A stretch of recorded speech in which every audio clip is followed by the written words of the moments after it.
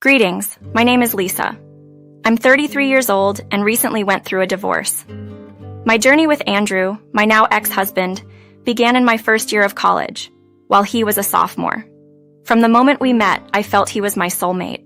After completing our education, we devoted ourselves to our careers, saving diligently to afford a comfortable home. 6 years of dating led us to marriage, and soon after, we bought our first apartment together. We were eager to start a family, but after 5 months of unsuccessful attempts, medical tests revealed that I couldn't conceive.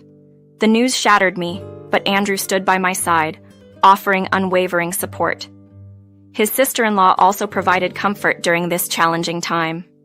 Despite the initial heartbreak, Andrew and I gradually found solace in the freedom and financial flexibility that came with not having children.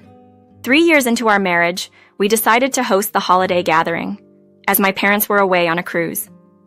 Andrew's family, excluding his parents who were briefly stopping by before a road trip, joined us. This included Andrew's brother Jacob, his wife Melissa, and their 4 children. Jacob and Melissa, already parents to 2, faced financial struggles, yet they had 2 more kids. I couldn't understand their decision, but kept my thoughts to myself. During the holidays, Jacob and Melissa approached us with a request. They hoped to turn our holiday gathering into a week-long staycation for their family, citing financial constraints that prevented them from affording a traditional vacation. They reassured us it would be a simple, budget-friendly way to give their kids a holiday experience.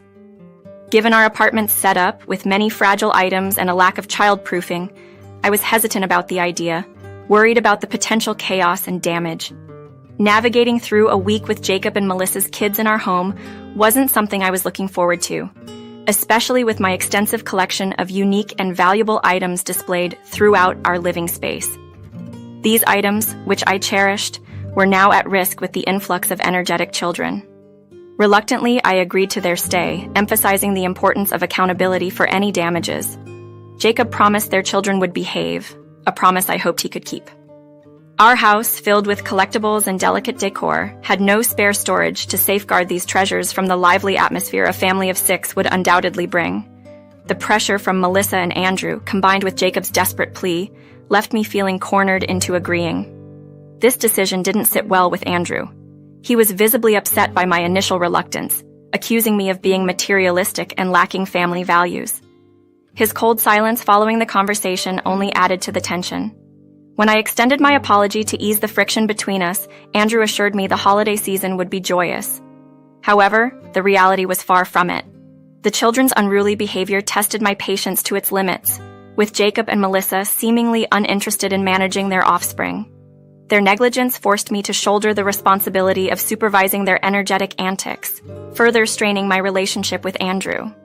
Christmas offered a brief respite, courtesy of Andrew's parents, who entertained the children for a few hours. But by New Year's, I was utterly spent, eagerly anticipating the end of their visit. My fatigue eventually culminated in an outburst, larger than intended, sparked by an incident that perfectly encapsulated the chaos of their stay. One afternoon, while the adults rested and I was left to manage the children, a momentary lapse, stepping away to wash my hands after changing a diaper, led to disaster. In just those few minutes, the other children seized the opportunity to explore, their curiosity drawing them to a showcase filled with my prized trinkets. The potential for damage was immense, a nightmare scenario I had feared from the start. This incident was a stark reminder of the challenges and pressures that came with balancing family obligations and personal boundaries. The incident escalated quickly from a quiet afternoon to a full-blown catastrophe. Our TV stand, which also showcased many of my treasured trinkets, became the center of chaos. In an attempt to play, the children threw the trinkets aside and, alarmingly, one of them started using one to strike the TV screen, causing noticeable damage. The noise brought me running, and the scene that unfolded was heartbreakingly chaotic. The commotion was enough to rouse everyone from their naps, and they were met with disarray and damaged possessions. My reaction was immediate and intense, fueled by frustration and disbelief at the extent of the damage. Despite attempts to downplay the situation, labeling it as minor mischief, I couldn't contain my anger. The situation spiraled as Melissa and I exchanged harsh words, culminating in a deeply hurtful comment about my infertility. This personal attack, especially considering its sensitive nature, left me devastated and resolved to demand their departure. Andrew's reaction, siding against me in the aftermath, didn't deter my resolve. I knew my stance was justified, especially since the care and discipline of the children had largely fallen to me during their visit. My New Year's was spent away from the chaos, finding solace with my friend Karen, who offered much-needed support. In the aftermath, Andrew and I reached an understanding, albeit a strained one. I insisted on compensation for the damages, a demand Andrew couldn't refute given the circumstances. Despite the significant cost of the damages, I chose to request only half from Jacob and Melissa, acknowledging their financial hardships. This incident left a permanent rift, particularly between Melissa and me, one that I was adamant would not heal. Months later, Andrew brought news of Jacob's significant job promotion, hinting at a potential improvement in their financial situation and an impending move to another state. While this development promised a fresh start for them, it also closed a tumultuous chapter in our lives, leaving lingering feelings of what could have been handled differently. The proposal that Jacob floated to us was unexpected and frankly unwelcome. He suggested that Melissa and their children temporarily move in with us while he transitioned to his new job in another state, a proposition that immediately set me on edge. Given our previous experience, I couldn't fathom why Melissa couldn't manage on her own, especially with Jacob's forthcoming increase in income. Surely they could consider hiring a nanny to assist with the children. Andrew's plea for compassion struck a nerve, especially after our last tumultuous experience hosting them. I stood firm, unwilling to open our home to such chaos again, arguing that it wasn't solely my responsibility to accommodate his family's needs.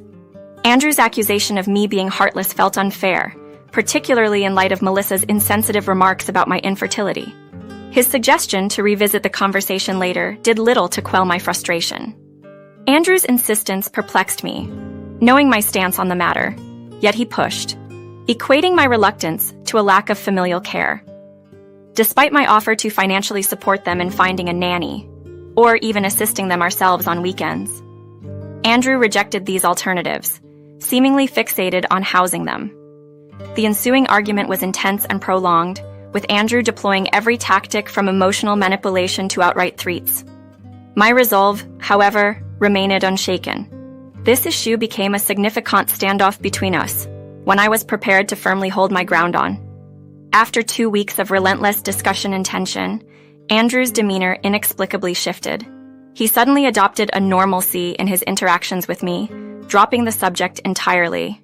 This abrupt change, while relieving the immediate pressure, aroused my suspicions.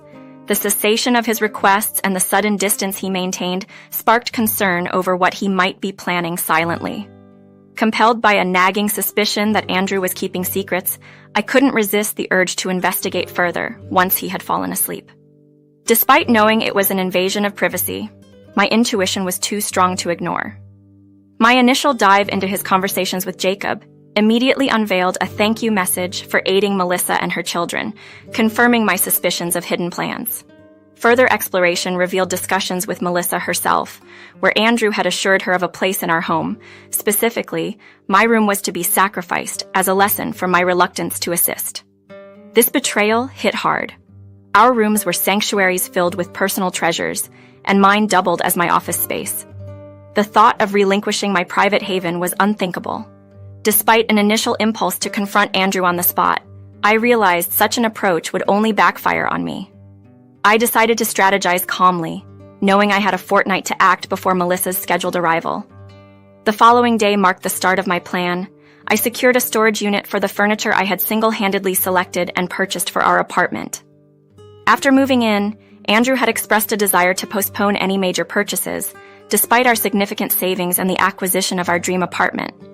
This left us living in a nearly empty space, save for the essentials and a few decorative items I had acquired on my own. Tired of the lack of initiative and Andrew's moodiness whenever the topic of furnishing our home arose, I took matters into my own hands.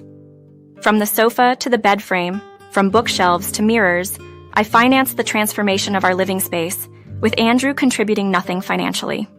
Now, faced with his deception and the impending invasion of my personal space, I was prepared to act, beginning with the removal of every piece of furniture I had invested in, ensuring that Andrew would face the full impact of his decisions. I made the decision to clear out our apartment of everything I had invested in, leaving behind only what Andrew had personally paid for, which wasn't much beyond his own room's contents.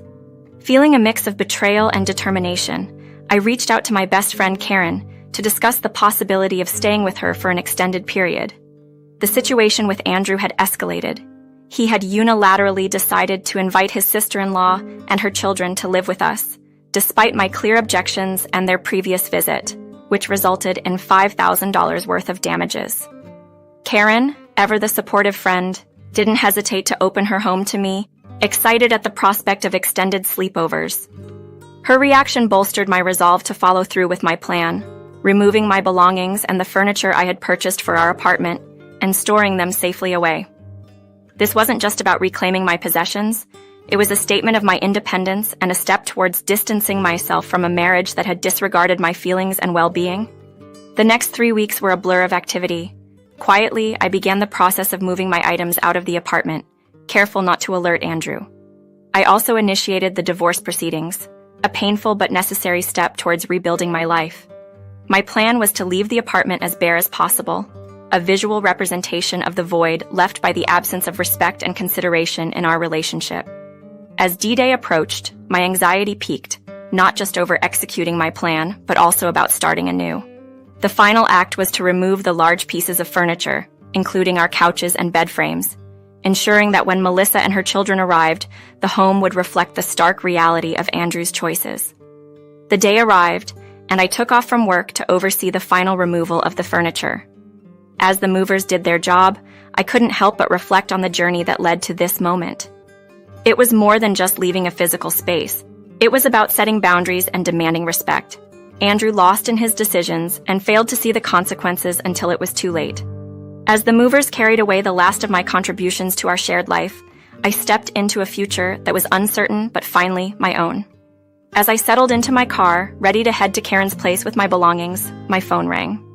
It was Andrew demanding that I clear out my room for Melissa and her kids, as if our previous discussions had never happened. He insisted this was my lesson for not wanting to help with his family.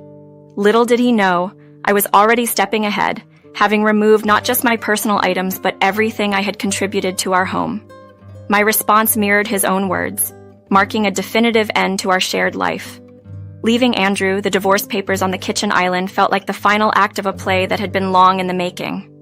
This was where he would find them, a symbolic place representing the routine and life I was leaving behind. I anticipated his shock would come in stages, a thought that brought me a complex mix of satisfaction and sorrow. Arriving at Karen's, the warmth of her welcome contrasted sharply with the coldness of my departure from Andrew. We busied ourselves with setting up my new space, making it as cozy as possible under the circumstances.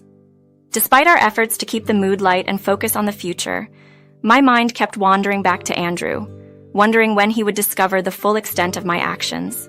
When Andrew's calls finally came,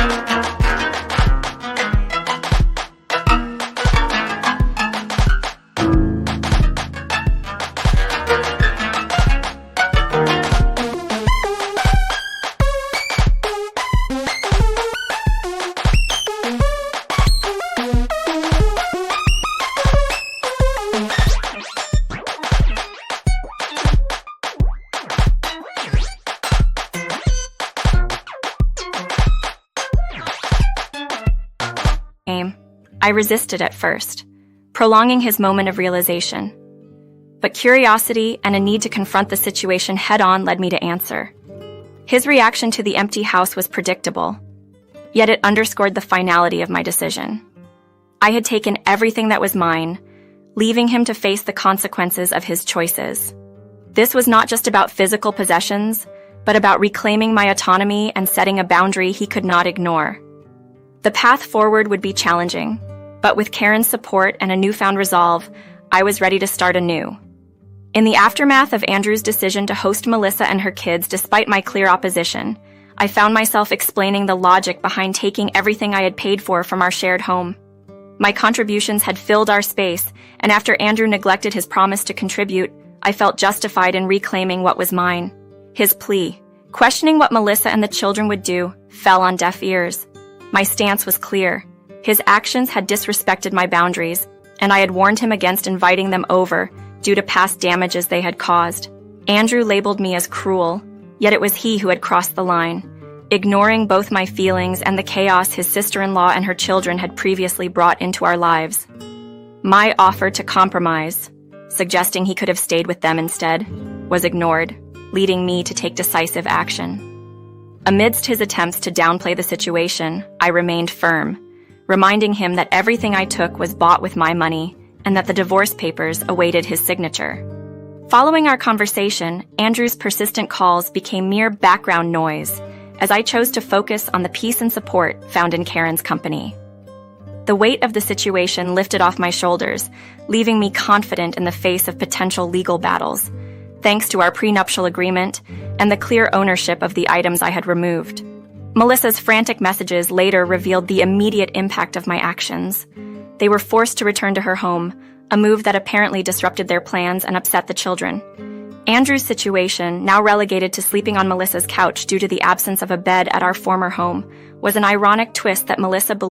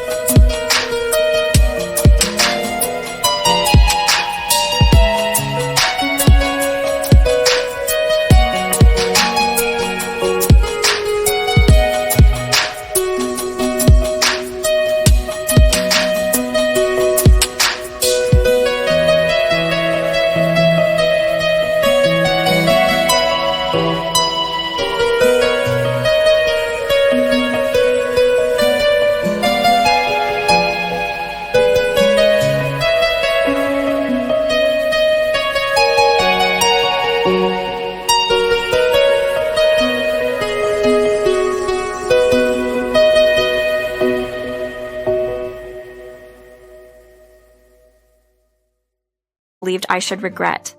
Yet, her accusations missed their mark, as her attempts to shift responsibility onto us had failed. Months have passed, and my life has seen considerable improvement.